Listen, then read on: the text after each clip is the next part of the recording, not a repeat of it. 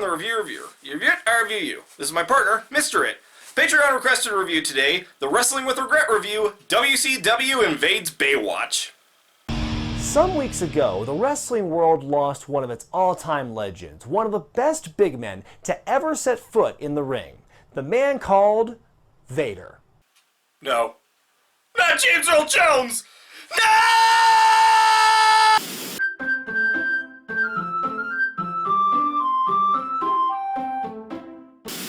I have been informed that he is not referring to the Vader of the Darth variety.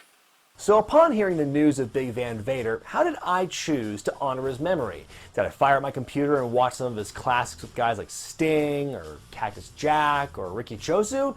Wrestlers have weird names. Me. No, I sat around and watched some old Baywatch. Naturally! Just months before Hulk Hogan would shock the world and become the third man, he led an all-star cast of WCW wrestlers in a special appearance on the TV show. And yes, that included the Mastodon. How many aliases does this guy have? Hey dude, you cut me off! Tubia! I just love the way Macho says that line. Let's hear it again. Tubia! Honestly, at first I thought he said to be a, as in to be a, or not to be a. But then he snaps out of it and resumes the race. He hits a wave which causes him to go flying off of his ride, then recreate what happened to him the day before WrestleMania 9. He got hit in the head by a jet ski? It's here I see for the first time that Mach is actually wearing swim trunks in the style of his gimmick. Gotta love the commitment. Hey, branding is important. Oh boy, here we go. Looks like we've stumbled upon a very special episode about skin cancer and the dangers of excessive tanning. This is the wrestling episode. If they actually do that, no one's gonna care. When I was a kid, you and this place saved my rear end. I have no idea what would have happened to us without this place, but it's not a pretty picture, Ulster. Yeah, Hogan, I've been part of your life all along. Ooh, yeah. We could have been there at different times. And who's buying up this property at the same time Hulk Hogan and Randy Savage are around? Why, Nature Boy Ric Flair, of course. You were expecting Vern Gagne? Burn who? I'm asking for explanation and to repeat it. A fight, one-on-one, no holds barred, winner take all this property, Flair. Well, sure, you could wrestle Flair for the deed, but why not think outside the box and try and raise money for the kids by working at a hospital, or throwing pies, or eating soup? What the fuck was that? Hogan, you did me, brother! Come on, Vader! Boy, Vader sure was lucky he was picking on that basketball there. After all, they are not known for holding grudges. Beggeth thy pardon? Basketballs don't hold grudges. And you're not gonna be in the ring with a basketball at SummerSlam! Who the fuck writes wrestling dialogue? That sounds like the kind of insanity 90s Power Rangers would have. The evil pizzas were no match for a simple stoplight. Back in the B plot, and yes, I'm aware this is probably the A plot of the episode, but hey, when WCW's involved, the main cast takes a back seat, Jack. Honestly, that's fair, but shouldn't they have at least some involvement with the wrestling plot? But there are rules in medicine. Isn't it a basic rule that you don't treat someone that you're emotionally involved with or possibly in love with? No? Well, yes, but that's for things like psychiatry. Yeah, thanks. Do you have sunblock on? Yeah. Yeah? Hey, sister, I've been there. Excuse me, sir. Did you know that Five Guys is better than In-N-Out? Oh, you do now. You do now. All right. Excuse me. Five Guys, way better than In-N-Out. They're both overrated! It's melanoma, isn't it? Yes.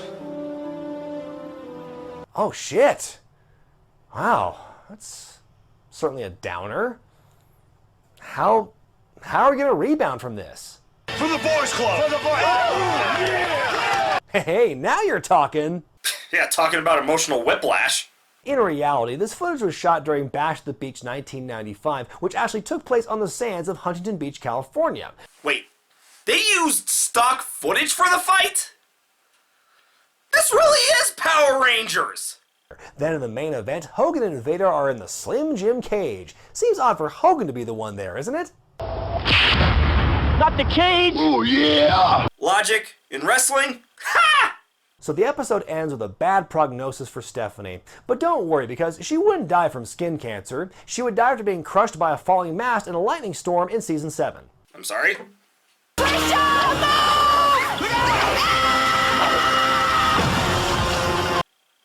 What was this show?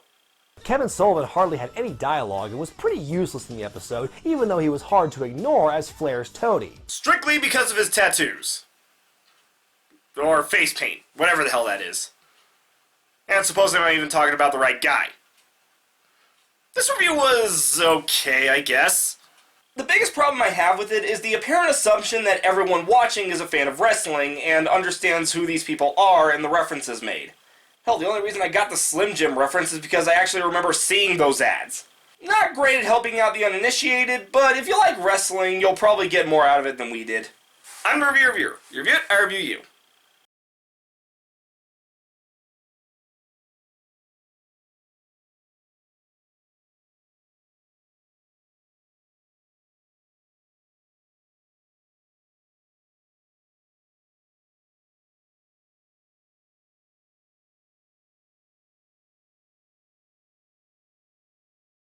Now, I believe it was my turn, and I'm going to have Artisan of the Stars attack Reviewer. If you come back, do tell me what happens to spirits when they're defeated. I'd love to know.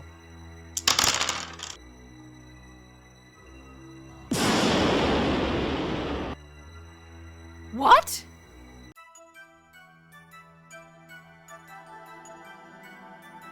Is there any way I can keep this? Clearly you forgot. I equipped Reviewer with the card Plot Armor. Once per turn, it allows him to survive a successful attack. Still hit, still hurt, a lot, but I'm alive. Damn it. Well, attacking with Summoner's Aid would be a futile effort, so I end my turn.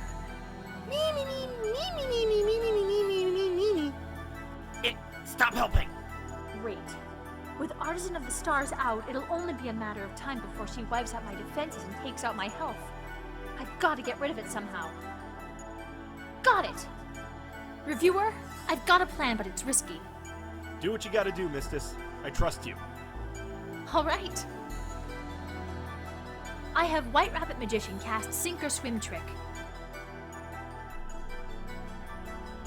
Oh?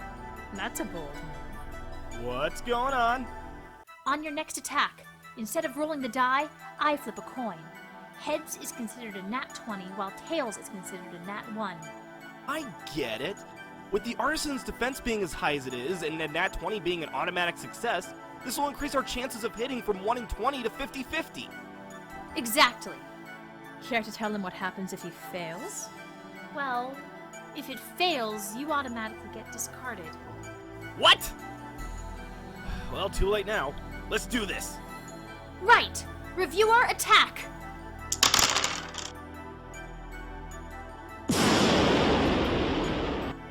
Oh yeah! No! Now White Rabbit Magician's going to attack your Summoner's Aid. First, she's going to cast the spell Blood Revival Ritual. Wait, you can do that? Me. By sacrificing Summoner's Aid, I can bring back a spirit that was defeated this turn. So return, Artisan of the Stars! Damn it! And without the target, my attack misses! I end my turn. I commend your effort, but it wasn't enough. First, a little payback. My Artisan casts the spell Weight of Actions. This spell deals direct damage to you based on how many spirits I have in my discard pile. And if I count correctly, that would be 4. Ah! Mystiss! Me. That didn't feel good. And now, because I know Reviewer's plot armor keeps him safe, I'll just attack your Magician.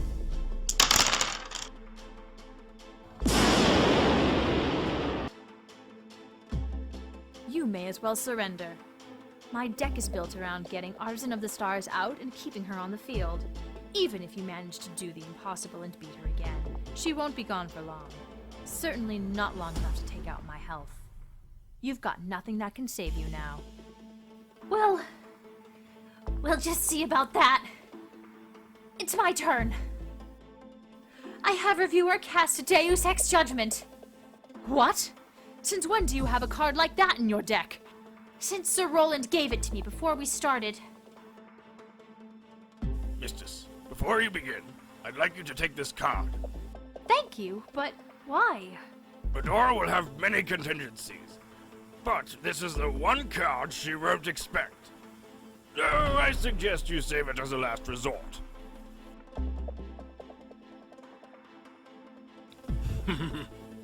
So, what does this card do? No matter what happens, the game will end this turn. You'll attack Artisan of the Stars, and if the attack succeeds, we win the game. However, if the attack fails, we lose. Are you crazy? The only way I'm gonna land that hit is with a nat 20! Reviewer, the die doesn't strictly determine the spirit's attack. The spirit helps determine the result of the die. Just stay confident.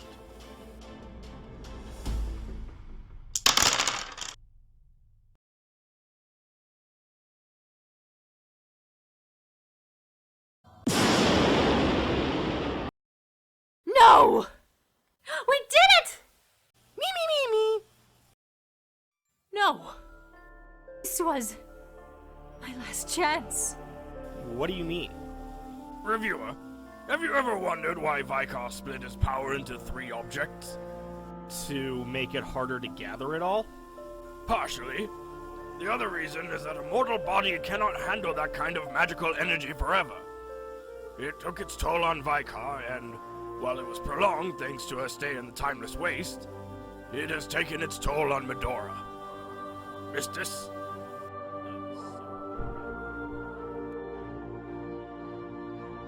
Thank you.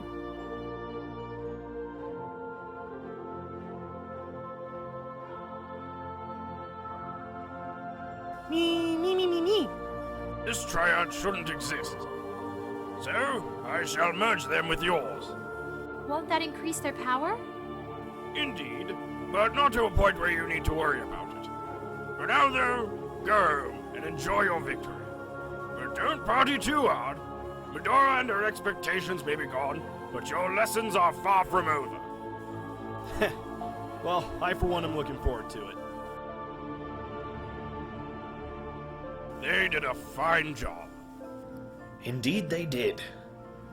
Hey, thanks for letting me possess you for this, bud. Of course. You know, you could stick around. They could use your teachings. Nah, my time should have ended years ago. Time for me to move on. Besides, you're the teacher they need now. Farewell, old friend. Peace out.